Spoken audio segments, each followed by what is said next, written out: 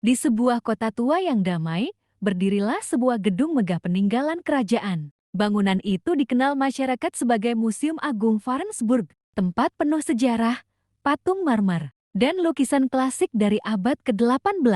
Namun setelah matahari terbenam, museum itu berubah menjadi dunia yang lain. Inilah beberapa keanehan di museum itu. Pertama, penjaga malam baru. Rafael, seorang penjaga malam baru, menerima tugas pertamanya. Ia diberi peringatan oleh penjaga senior. Jika kau mendengar langkah kaki padahal museum sudah kosong, jangan menoleh. Rafael tertawa kecil, mengira itu hanya candaan. Malam pertama berjalan biasa hingga jam 2:17 menit. Di lorong galeri barat, terdengar suara tap, tap, tap dari arah tangga besar. Rafael mengecek.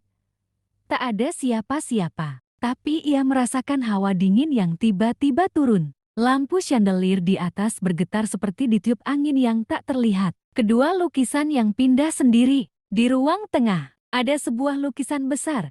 Seorang perempuan bangsawan bergaun putih, dengan tatapan sendu yang seolah mengikuti siapapun. Saat Rafael lewat, ia merasa ada yang berbeda. Lukisan itu tidak berada di tempat semula. Pasti petugas yang lupa mengembalikan, pikirnya. Namun saat ia berjalan pergi, terdengar suara lembut. Kembalikan aku. Rafael menoleh keras, tapi ruangan kosong. Yang berubah hanya wajah wanita dalam lukisan senyumnya kini lebih lebar. Tidak seperti sebelumnya. Ketiga tangga menuju ruang tersembunyi. Pukul 03.05 pintu kayu tua di samping tangga besar terbuka sendiri, berderit panjang. Rafael menyorot dengan senter, dan kaget, sebuah tangga spiral menurun ke bawah tanah. Sejak kapan ada tangga ini? Dorongan rasa penasaran mengalahkan rasa takutnya. Ia turun perlahan. Di dasar tangga, ia menemukan lorong gelap yang dipenuhi patung-patung. Batu tapi wajah patung itu seperti ekspresi orang ketakutan,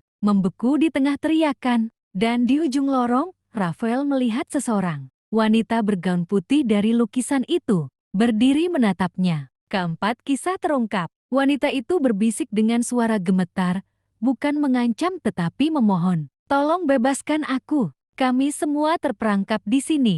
Rafael menyadari patung-patung itu bukan karya seni, itu manusia, korban mantra tersembunyi. Dari seorang pelukis kuno yang menggunakan jiwa sebagai bahan untuk membuat lukisan abadi. Wanita itu adalah korban terakhirnya. Sebelum pelukis itu menghilang ratusan tahun lalu, Rafael berbalik dan melihat bayangan tinggi menjulang. Sosok pria tua dengan kuas panjang dan mata hitam pekat. Pelukis terkutuk itu masih ada, masih mencari korban baru. Kelima nafas terakhir, Rafael berlari menaiki tangga, hampir kehabisan napas. Saat hampir mencapai pintu, tangan besar dan dingin menyambar bahunya. Namun pada detik itu, semua lampu museum tiba-tiba menyala. Pagi telah datang, jam shiftnya berakhir. Sosok pelukis itu menghilang seperti asap yang tertiup angin. Tetapi sebelum benar-benar pergi, sosok wanita dari lukisan itu berbisik lembut. Aku menunggumu kembali malam ini.